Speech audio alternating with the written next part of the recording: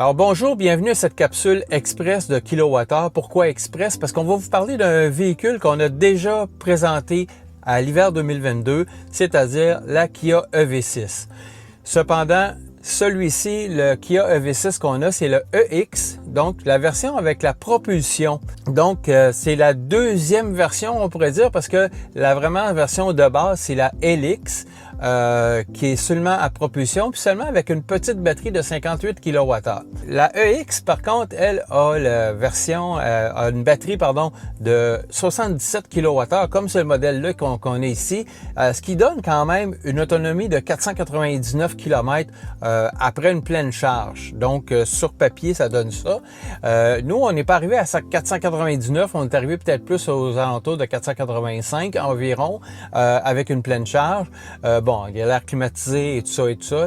Par contre, c'est que cette version-ci, si vous n'êtes pas vraiment capricieux sur la traction intégrale, je vous dirais pourquoi ne pas s'en priver. Parce que, au point de vue des performances, les performances sont quand même toutefois très honnêtes.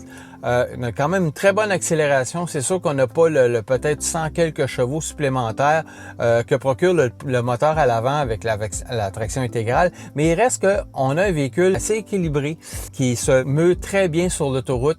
Il y a tout ce qu'il faut pour faire les accélérations qu'on veut.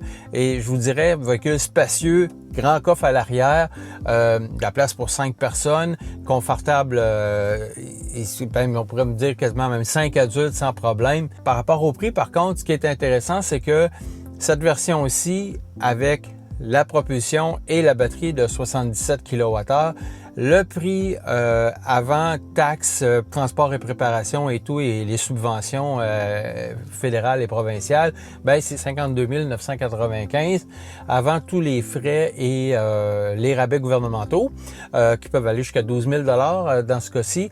Et si on veut vraiment la traction intégrale avec la version EX, là, il faut rajouter 2000 $ de plus, donc 54 995. Comme je vous dis, j'aurais pas honte de me promener avec une version à propulsion tellement que la version est intéressante, le véhicule est vraiment intéressant.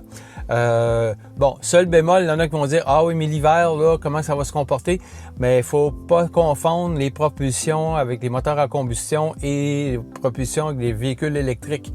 La répartition du poids est vraiment différente. On sent que le véhicule, j'ai jamais senti une tendance à vouloir me pousser le derrière vers la droite, vers la gauche.